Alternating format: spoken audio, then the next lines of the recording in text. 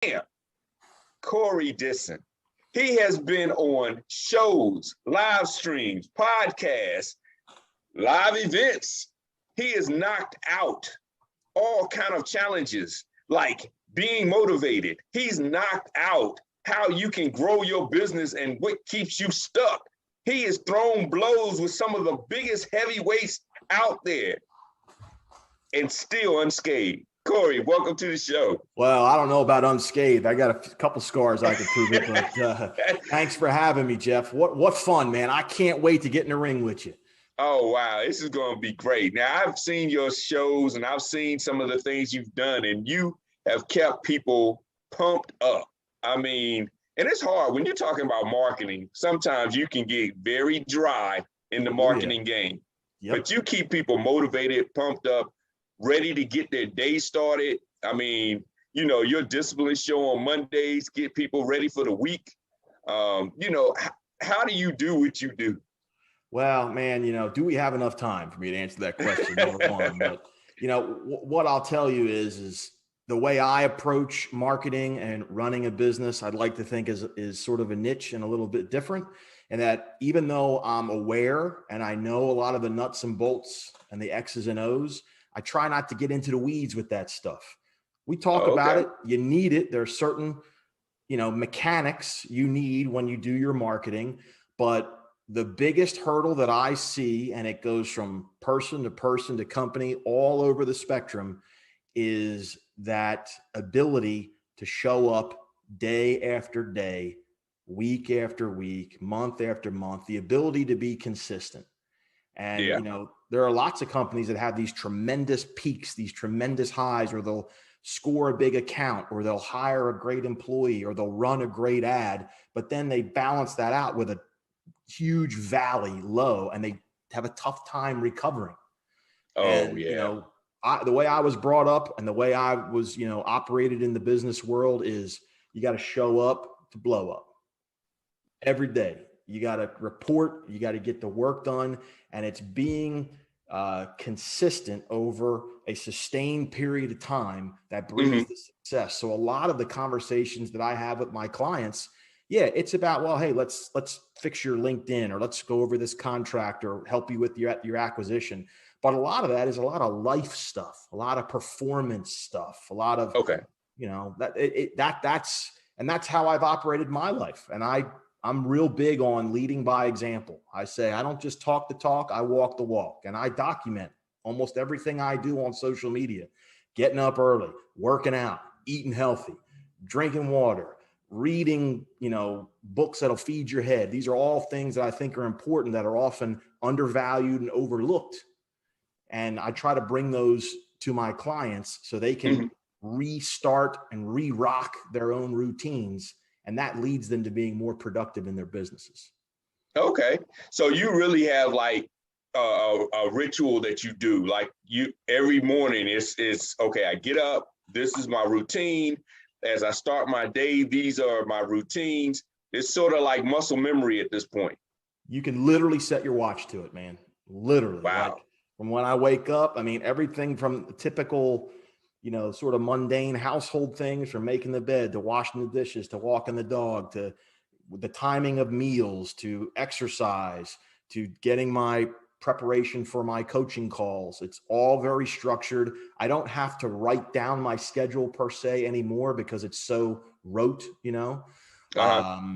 But, you know, I do document everything to make sure that I don't miss anything. Because when we have a pretty wide spectrum of clients, and they're ranging all over the country, different time zones, it's easy for things to get slipped through the cracks. So I do, everything is a ritual. Everything is a habit. Everything is a routine. Okay. Now I know I can work on those two things, consistency, and I can work on the documenting. You know, it's something I know I need to work on. I've done the whole, okay, we're going to do this blitz basically of content, and you get a week, 30 days strong. And then all of a sudden life gets in the way and you might not hear from me for another 2 months, you know? You're not alone with that, man. That's common. It's common. And, what I tell people is, this little guy right here, this is the most productive marketing tool you'll ever own. Because you know what happens when you take the cap off, right? Mm-hmm. And you do like this and you turn it upside down and you press it against paper, you start to make words and sentences, and you can cross things off when you're done, and you create a pattern of accomplishment. And if you just make that part of your every day, I have some clients where that's a big sticking point for them is sticking to a routine, writing things down, documenting. And an exercise that we do is they have to text me a picture of that to-do list every day. Oh, wow. Accountability. So I see what's on it. I see if they're crossing stuff off, and it gets to the point where they're like, I don't need to text you anymore. I got this. It's my normal part of the day. But it's those little things that if you just kept track of everything, lots of entrepreneurs want to be Jeopardy contestants, Jeff. They want to impress you with their memory. Yeah. You can't do that. Write it down. Nobody cares how much you remember. Because most of the time when you think you're remembering something, you're forgetting something else. Write it down. I tell everybody, write it down, keep track. And you have this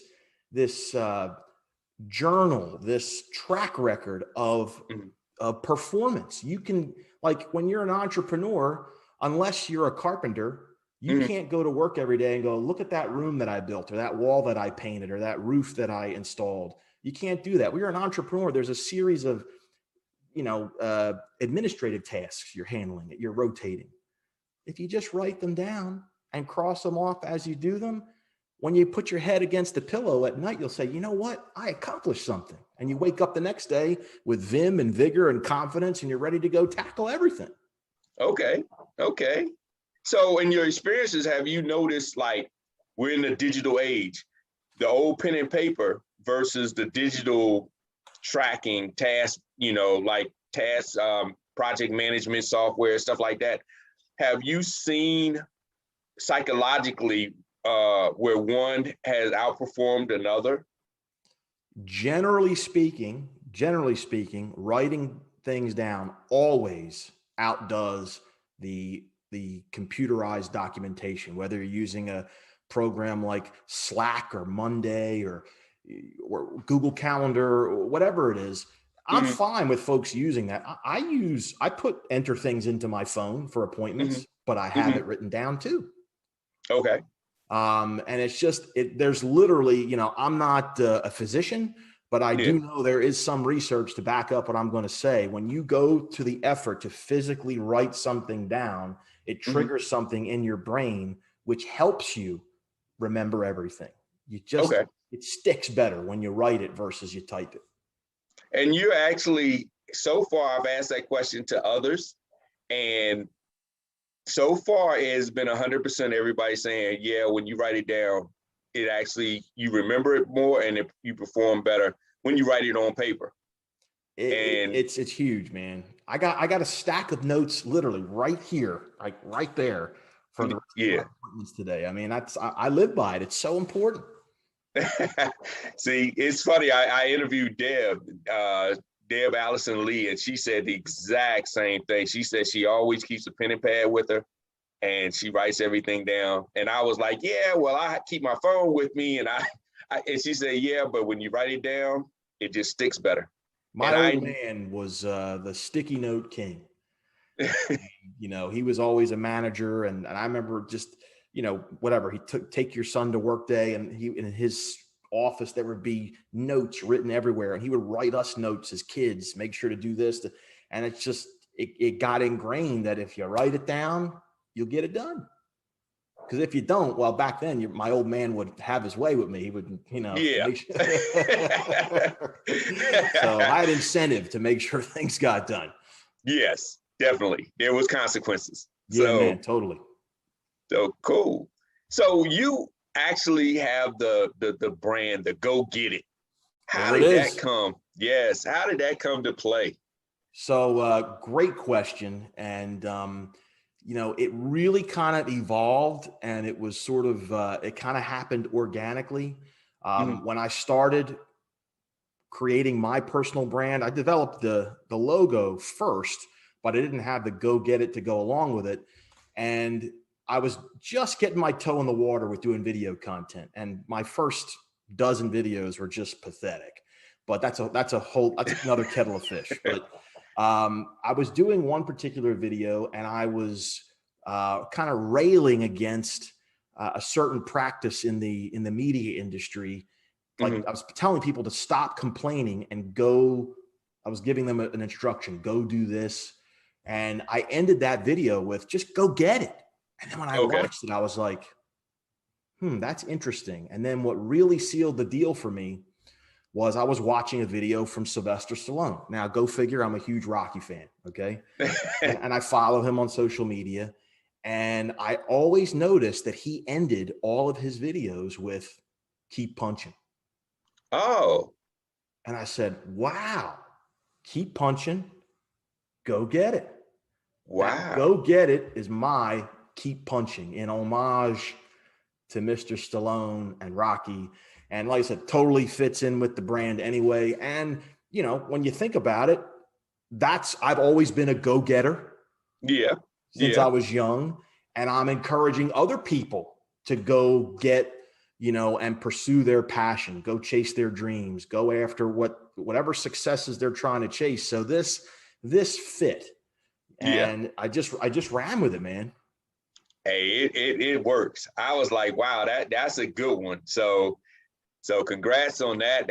And I'm a Rocky fan too. I need to watch it again because now I'm gonna be looking for that. I'm like, oh wow, how did I miss that every time?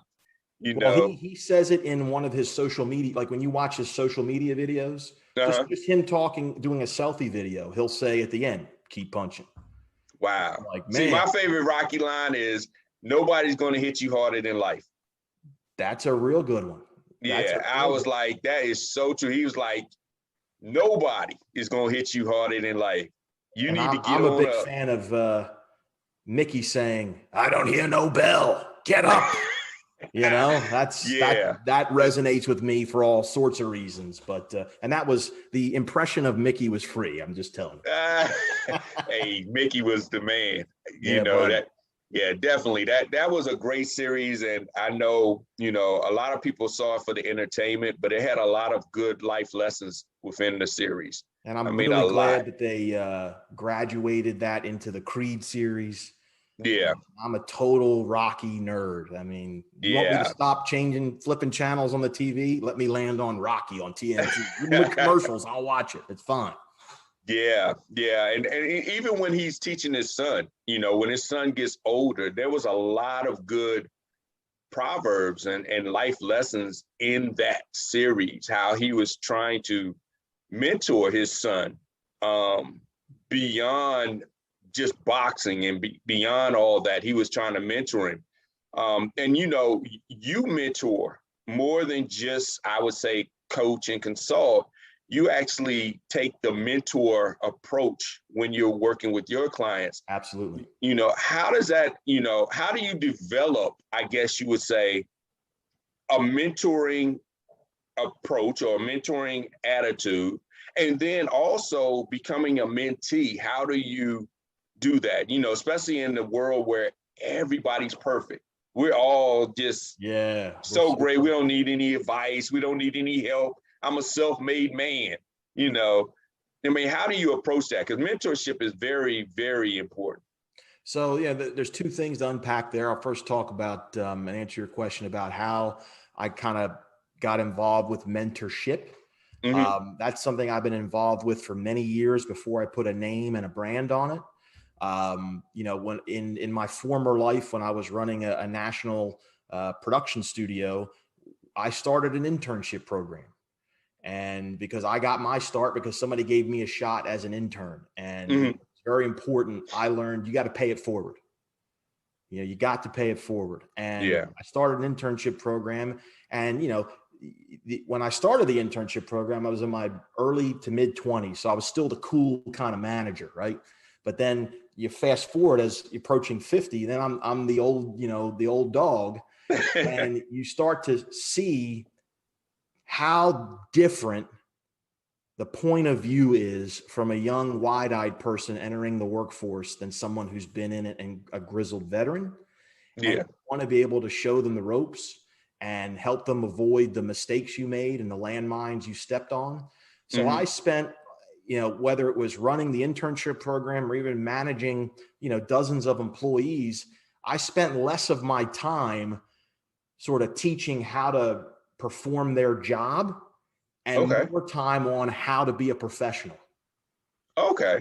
That's a big difference. I mean, it's, things that you and I might take for granted, whether it's, if you're, early, you're on time, you're late, or communicating effectively with a phone call, or how you write an email, all those sort of basic professional 101s. Most folks, not everybody subscribes to that. Yeah. Oh, yeah. And, I spent a lot of time either teaching people how to pull on the same side of the rope or helping them get unstuck if they're in a jam because they weren't productive and they were bringing the entire team down. Okay. And that came with, I was an athlete, in my younger days, and I was a personal trainer. I owned a gym. So I was very much in that, go get 'em Tiger space anyway. Okay. And it was just part of my fiber, part of my personality. So, I mean, now I just take it and now I'm able to charge for it, which is great because there is a need for that. And I'll tell you, as far as, the ability to be coached, to be mentored. I mean, look, man, to just talk about boxing, Muhammad Ali had a trainer. He went into the corner to see Angelo Dundee, right? He needed you need that mirror. You need that objectivity. Professional athletes, Derek Jeter goes into the dugout and he would see Joe Torre, for example. I don't know if you're a Yankee fan. I'm not really, but I'm just using a big name for that example. So, it pays to have someone objective to be able to assess your performance and help you grow it. I have a coach, and I've worked with a guy for almost 3 years now, and we have a great rhythm. And, he has learned, kind of my language and I his. Okay. And I know, and he's been through what I've been through. He's like me on steroids. He's huge. Okay. And, so I'm taking some pages out of his book too. He's teaching me to become a better coach. And you just got to be open-minded to that. And proof's in the pudding. My business has grown year to year the past few years. And I'd like to think that guy has had something to do with it, but I listened to him. I didn't just hear him. I listened to him. Okay. That's huge right there, because it's very hard especially when you know the words, you know the dance, you know the moves. So it's like, okay, so this is this, and it's pretty much a cliche, a quote, and you're like, hey, I've heard that before. I know, do this. I know, like for instance, you said you're a personal trainer. I remember when I had a personal trainer, and we would go in and I'll be like, all right, I know we're going to do some burpees. We're going to do some, but it was just, I wasn't there the way I should have been there. I would do the movements, but there's more than just the movements to make it work. And until I broke that barrier to say, mentally, I need to be there. Mentally, I need to do more than just the physical movements in order to make this work. That's when I started seeing better results. And so even in this, I mean, let's go back to what you were saying with documentations. Okay, I'm gonna write some stuff down. Okay, I'm gonna just do it because Corey's gonna ask me. Let me write some stuff down. Okay, wash dishes, scratch. See, Corey, I did something. I washed dishes. You're like, okay, you're just doing it just to be doing it. But you gotta believe it. You gotta believe in it, and you gotta. That's all plays into being coachable, and taking your hands off the wheel a little bit. And I run into this frequently with clients who will jump on, and they quickly figure out that, wait a minute, this guy's going to push me out of my comfort zone. He's going to ask me to do something I'm not used to doing, and then all of a sudden, the person being coached is the expert, not the coach. Oh, okay. what I Wow. mean is like, and I say that sort of sarcastically, like, Mm-hmm. and you have to push through that, and you have to sort of earn that trust that that client can take their hands off the wheel and allow you to steer the ship. Okay. And I tell clients all the time, what clients fail to remember in the ones that we butt heads a little bit, or we have to get them, pulling on the same side of the rope, is that I remind them, I've seen this movie hundreds of times before. Okay. This isn't Yeah. the first time I've dealt with a client, or with a client that thinks they know how to do it. And I remind them, sometimes in a very polite way, other times in a little more candid way, that why'd you reach out to me in the first place? The way you did it didn't work the first time. And Yeah. I try to remind folks that I'm your teammate. I'm your Okay. teammate. I want to see you win. And it may Yeah. not be neat and clean the whole time how we get there. We might have to get in the mud. It might get messy. Feelings might get hurt a little bit. But if you stick with it, and you'll say, wow, okay, I zoomed out a little bit, and thank goodness we fought a little bit to get to this point, because that's my whole objective, is to make sure that I'm trying to close that gap. It's like Okay. where you want to be. Okay. I'm trying to close that gap. The more I can close it, sometimes we get you all the way there, or we get a trajectory change and we get you a lot closer. Okay. That's the victory.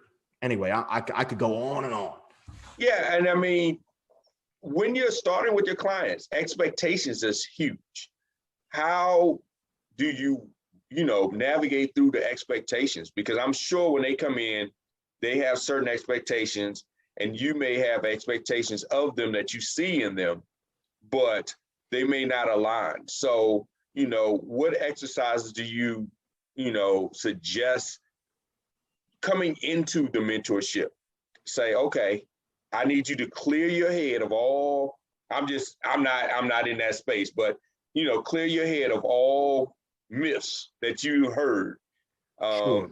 These are some things I need you to do. And like you say, it's going to be some times that you might feel uncomfortable, but this is going to help you grow. It's a couple of things. I rely on two things. A, being very direct, blunt, candid, upfront. Okay. Even sometimes before the actual relationship consummates, as they're kicking the tires on me. And I tell them straight up, this is a process. Okay. It took you a lot of time to get in this situation. You can't reverse course in 2 weeks or 2 months, or even if you sign up with me for 3 months, it doesn't mean once the 3 months is over, you graduate and the hard work is done. That just means you worked with me for 3 months. Yeah. And I make it very clear what I promise and what I guarantee and what I don't. Okay. I don't say Okay. you're going to make a certain amount of money, you're going to sign this many clients, you're going to add this many connections, whatever their metric is that they're measuring, that they think that they're getting. And I also remind them that I'm not in advertising.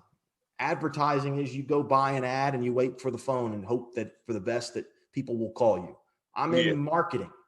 Marketing's different. Marketing is a grind. And I make it very, very clear that they have to be invested in that grind. I'm not doing it for them.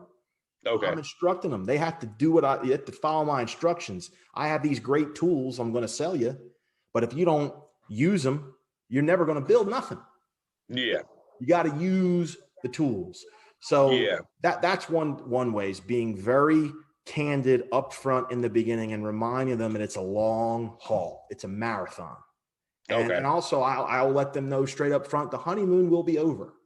The glow of, wow, I just signed with Corey, and he's going to say my name on social media, and I get to tap into his network. All that stuff's going to fade, and then the hard work's going to hit you in the face. So but then the other big piece is I remind folks of what I call social proof, in that I don't just tell people I'm going to help you, I'm going to solve this problem, I'm going to help you market. I show them many, many, many other people I've worked with before who have been in the exact same boat, and let them say it for me. Yeah. It goes a lot.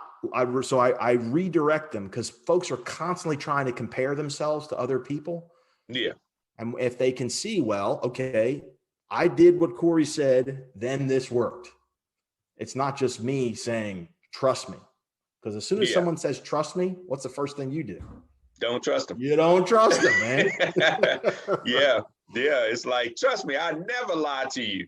Yeah. I'm that's always what a honest, liar would right? say. Yeah. That's what a liar would say. Yeah. That's so true. Yeah.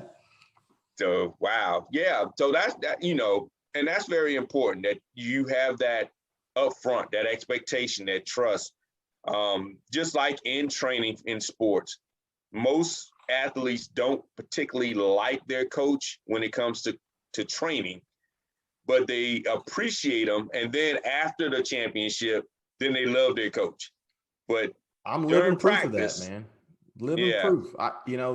Two men, and I don't mind saying this, I'm very proud of this actually, that two men that I still communicate with are my two high school baseball coaches, because they made such a huge impact on me, and they ran me through the ringer, man. I mean, they whipped my young butt, all sorts of ways, literally and figuratively.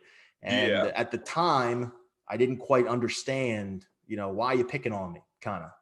Yeah. But, I love those guys. And, there's a lot of them inside of me. Yeah. Like they made an impact, and I want to try to give those gifts to my clients and my network and my tribe, because what they said and what they did and what they demanded made such a huge impact on my life. Yeah. Yeah. And that's very important. Giving back is very important. Like you say, paying it forward. A lot of times we don't see that. We see I made it, and I love this. I don't know how I made it. And it's like, what do you mean you don't know how you made it? You did it. You did the work. Yeah, it's like, wow, it just happened. Yeah, nothing just happens. No.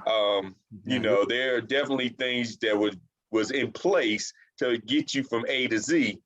But it's good when people share and they give back and they help. I know there's a lot of young entrepreneurs out there that are looking for guidance beyond the social media flash, and that's very important. There's a lot of old dogs out there too that are looking, they're like, hey, I just want to figure out how to do this beyond, I guess you would say, the social media hype. We spend a lot of time talking about that. I mean, that's a common refrain. And what I tell clients is, and it's a tough philosophy for a lot of folks to understand, in that social media, we've been conditioned since Facebook came out, and as the new platforms pop up, and what we see, that social media is a family bulletin board, or a trophy case, or this family album, whatever it is. And yes, it can be those things, but if you're going to use those tools for business, it's not what they are. They are television networks, they're media networks to help get your message across. And you have to have what I call the give, get mentality. Yeah. You got to give, you got to push out value. You got to leak things. You got to, give a little free info here, a little free info there. Be invested in helping others, and then it comes back to you, and the ask for business will come to you. Most folks think that, hey, I'm going to get a Facebook account and a LinkedIn page, and then post up my little artwork for my product or service, and all of a sudden I'll make it rain. And they get a rude awakening, because that doesn't do anything to contribute to building your know, like, and trust. Yeah. That's what those tools are about, is how do I build, that relationship, cultivate that relationship with a community out there, and have them know me, like me, and trust me. And then once you hit those three things, then they buy from you. A lot of folks want to skip those first three steps. Oh, yeah. Well, I mean, because you have the videos where a person saying that overnight I became this mega success. I love it, because sometimes when I'm talking to clients and they say, well, this person may have done this, or this company may have done that, I'm like, you need to understand where you are, though, because here's the situation. Prime example. If somebody comes and puts a stack of money on a table and says, I just made this with my digital product or my product that's e-commerce based, and they have a stack of money sitting on the table, first of all, be logical, because people don't pay with cash on those type of businesses. So they would have had to go to their bank, withdraw money, stack it up, put it on a table, because nobody's hand-to-hand transaction with Not cash. anymore, no. So that is a red flag to say this might not be honest. This might be fake, because that's not how it works. And then the second one, that always excites me is they compare to larger companies. Yeah. And they're like, well, Amazon's doing it this way. I call it chasing Amazon. I'm like, do you understand? Amazon's in a different bracket. First of all, Amazon has shareholders. They have use or lose corporate money for their marketing budget. They have an unlimited budget. They can literally go without a sale for a year and still be okay. You can't compare to that if you're working on a different model. And I've even seen some corporate big companies chase Amazon and say, well, we want to do it like Amazon does it. And I'm like, you're a different business model. It's a total different business model, and if you're not shipping door to door and had a basic distribution network that's at every single corner, you can't compete with them. No way. It's a behemoth. Yeah.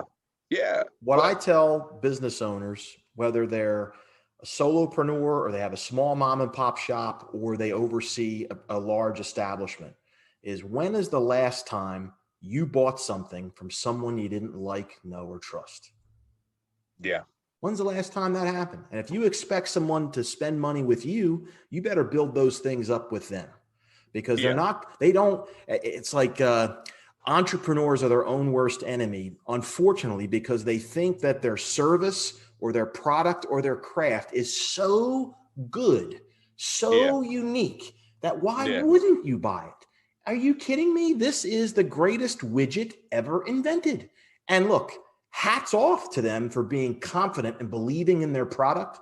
But a big thing that big hurdle to try to get entrepreneurs to clear is nobody cares. Yeah. It's nobody cares like you do. Get them to like you, get them to trust you, get them to have a relationship with you, and they'll buy whatever you have. It doesn't matter. They'll buy it because it's from you. Yeah. And I spend a lot of time. We work on that a lot with my clients, because they're very either creative or artistic, and they have this craft that they're really good at, and they just can't get past. They say it's the creative brain, I guess, the creative versus they can't get past. Well, this is the coolest looking, best sounding, best performing, whatever it is. Why wouldn't you buy it? Well, you don't know your customer. You're not communicating to them. And that's it, really. They get to know you, but you get to know them. You get to understand them, and that helps you to build a relationship. Because a lot of times when you're selling your features, you're like, oh, well, this is, okay, I'm a car enthusiast. So this is a BMW. It has auto drive. It has this. But really the core of a BMW is not the features inside the car. It's the status symbol. It's the heads that turn when you drive by. That's all that matters. That's why people buy cars that are like, we always tease this. I say the Maseratis and Range Rovers. Everybody knows they are a reliability nightmare. They are. But why do people still want to buy them? Because they are a status symbol. They look great. They are amazing looking cars. And when they work, they ride great, but they're always in the shop. And so why would a person invest in something that they know is going to break down on them? Because when I drive by, people are going to turn and be, ooh. Yeah. Look how cool he is. Look what he's got. He must make a lot of money. Yeah, that's what they're buying. They're not buying the car. They're buying the attention that the car gets them. And so as you start to get to know your customer, you start to figure out it's not about your features, it's about that underlying thing that you're selling them, that they want, that they know that you can provide them. Yep. That's the reason why I have a business, quite honestly. I mean, because there are, I guarantee you, you know a ton more about the marketing nuts and bolts than I do. And there's a long list. I'm not the best marketer in the world. I'm pretty good. I do what I do pretty good. But people want it delivered from me because I have my packaging is different. You know, that's why there's 10 brands of soda. There's 10 brands of potato chips. People like that Doritos bag. It's pretty sexy. I'm getting that one, man. Yeah. But, you know, and I'm okay with that. I never tell anybody I'm the best marketing coach or the best mentor or whatever. I learned that a long time ago. Nobody wants to hear that. Everybody thinks they're the best. Yeah. You know, so I try not to get caught up in that. Yeah. Well, that helps. And building relationships is really the name of the game in business. Totally. You know, it has to be like what we used to say in corporate, good fits. Yeah. Styles make fights. Yeah. Right? Exactly. Got to keep with the boxing analogies, man. Oh, yeah. Oh, yeah. Well, Corey, thank you so much for being on the show and spending some time. Everyone, if you are looking for a mentor, a coach, somebody to help you get there, go get it. Go get it. Reach out to Corey, and you know, you can find him at his website. How you spell his name is Corey, is CoreyDissin.com. Correct. So you can go find him there. He has also his live streams that you can check out. He has disciplines that's on Mondays, help you get your week started. Yes, sir. So jump on LinkedIn, find it, watch it, get motivated for the week. And then he also has another interesting live stream, Ringside. Yeah. Where he gets others in the ring and asks them the hard questions. We're going to have to get you ringside soon, Jeff, because you're going to be a good interview, man. I'm ready. I'll get my mouthpiece and I'll be ready. Yeah, let's go, man. Got to get you breaking a sweat. We'll have a good time there, man. Oh, yeah.